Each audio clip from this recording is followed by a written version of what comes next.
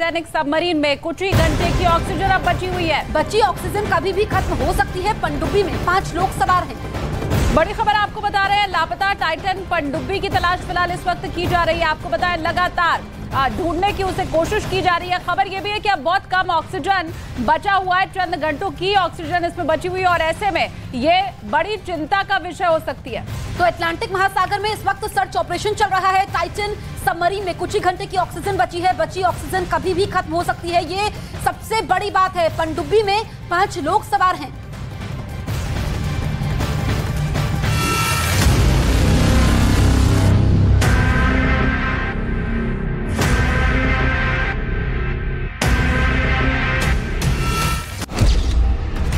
समंदर में ऑपरेशन जिंदगी, पल पल डूबती सांसें, लापता टाइटन की तलाश जारी। टाइटैनिक के पास टाइटन की जल समाधि।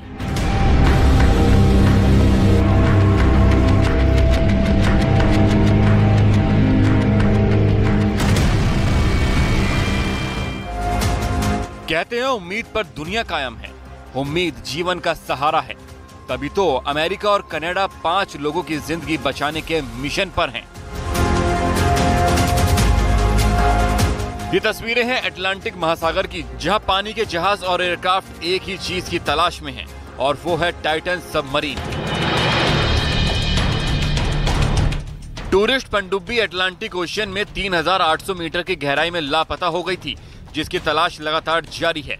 इस बीच सभी को इस बात का डर है कि पनडुब्बी में बहुत कम ऑक्सीजन बची है।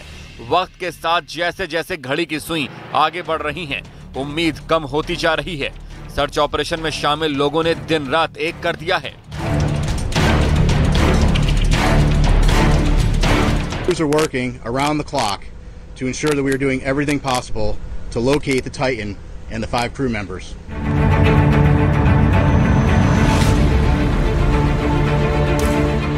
जब पनडुब्बी से संपर्क टूटा था तब कहा गया था कि पनडुब्बी में सिर्फ 4 दिनों की ही ऑक्सीजन बची है।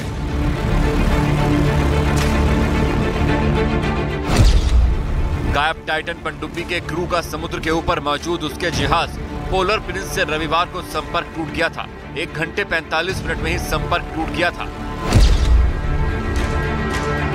टाइटन में सवार 5 लोग जिंदगी और मौत के बीच झूल रहे हैं।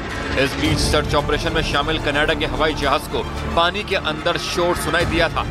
आवाज आने की खबर को अच्छी खबर के तौर पर देखा जा रहा है। It'd be different, but it's a different sort of material, so it's not going to resonate like the steel would. And so I don't know actually, but the fact they've heard it is encouraging. इस बड़े operation में America और Canada की एजेंसियों के अलावा नौसेना, गहरे समुद्र में उतरने वाली कंपनियां भी लगी हैं, जो सैन्य विमानों, पनडुब्बियों और सोनार बॉय मशीनों से पनडुब्बी की खोज कर रही हैं। पनडुब्बी में सवार 5 लोगों के लिए दुनिया भर में दुआएं हो रही हैं।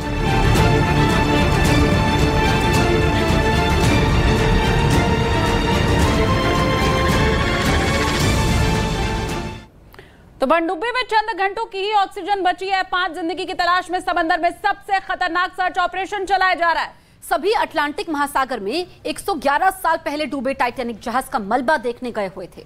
टाइटन सबमरीन के शुरू होने से लेकर के अब तक की पूरी कहानी हमारी इस खास रिपोर्ट में आपको दिखाते हैं।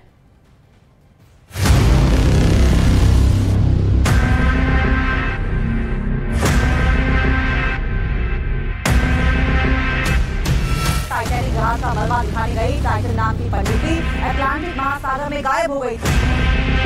लापता टाइटन पनडुब्बी की तलाश जारी है। अटलांटिक महासागर में सर्च ऑपरेशन चलाया जा रहा है। इस वक्त 5 जिंदगी समंदर की गहराई में फंसी हुई हैं। इन्हें बचाने के लिए दुनिया का सबसे खतरनाक रेस्क्यू ऑपरेशन चलाया जा रहा है, क्योंकि हालात ही इतने खराब और चुनौतियों से भरे हुए हैं।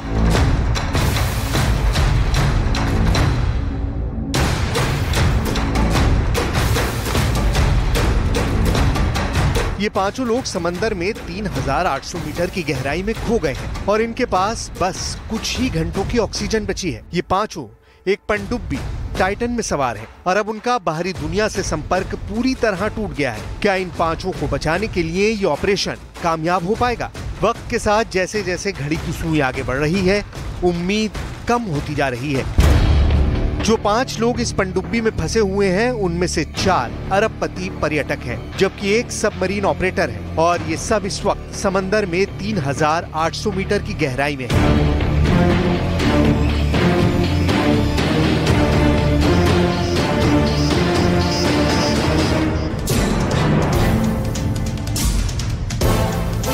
इनमें पाकिस्तानी ब्रिटिश कारोबारी शहजादा दाऊद हैं, उनका बेटा सुलेमान है, ब्रिटेन के बिजनेसमैन हैमिश हार्डिंग है, उन्होंने भारत में चीतों को लाने में मदद की थी। इनके साथ ओशन गेट कंपनी के सीईओ स्टॉकटन रश मौजूद हैं, वही इस पनडुब्बी के मालिक भी हैं। पनडुब्बी के ड्राइवर पॉल हेनरी फ्रांस से हैं।